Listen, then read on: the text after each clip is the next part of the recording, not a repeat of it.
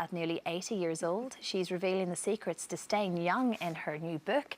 And Diana Moran is here. It's so lovely to see you. Honestly, I've been reading through this book. There are lots of tips in there for me, never mind my mum and dad, I might add. Common sense. All common sense stuff, but it's called Sod Sitting, Get Moving. And that is basically the backbone to the book, isn't it? It is indeed. We are saying, Professor Sir Muir Gray and myself, he's a very eminent doctor, and we wrote it together, and we're saying down with sofas and up with stairs.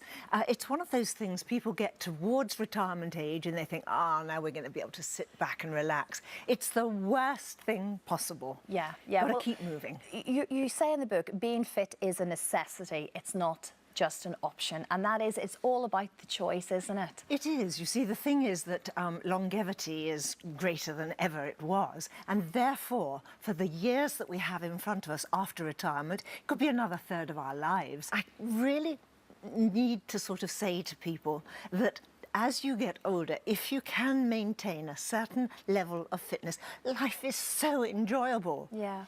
Get a hobby, meet people, keep with young people. That keeps your mind open and alert. You talk about that, you talk about your grandchildren, albeit they're grown-up grandchildren now, aren't they? But you do credit that with being fresh within your own mind and your outlook. It stops you becoming bigoted and opinionated.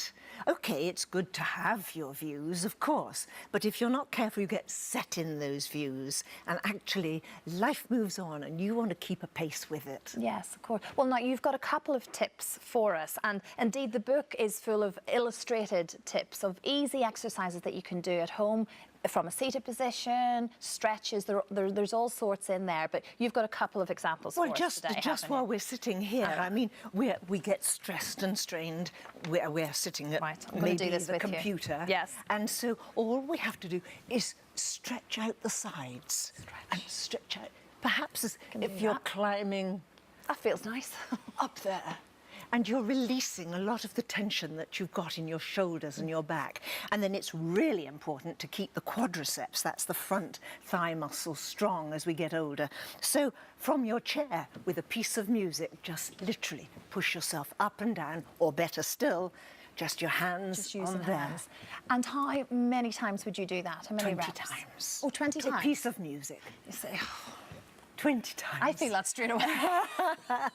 But that will strengthen. And then even sitting in a chair, you can stretch out your muscles as well. Your bottom muscles, for example, and the bottom of your back. Just put your foot forward, flex your foot up, and then bend forward until you feel a lovely stretch coming through your leg. Yes, you need a straight through leg. your bottom as well.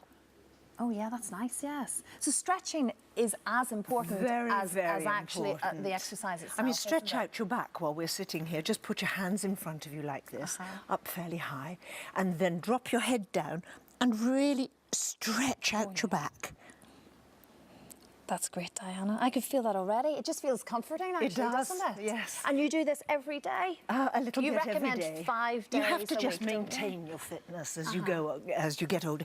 But you know, age is mind over matter. And if you don't mind, it doesn't matter. And really, older people can do anything these days if they've got the attitude to do it. Going back to that trek, the Great Wall of China that I did, I remember there were a lot of very much younger people with me.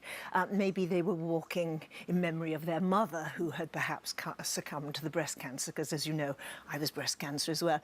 And we were climbing and trekking, and it was quite arduous. And they'd say, if Granny can do it, we can do it. And that was really rather nice. Well, that's wonderful. I love the fact your grandchildren call you Granny Goddess. I mean, Gigi. What else could you ask for as a grandchild? Gigi, thank you so much, Diana. It's honestly been a pleasure to meet you this morning. Thank you. It's been my pleasure.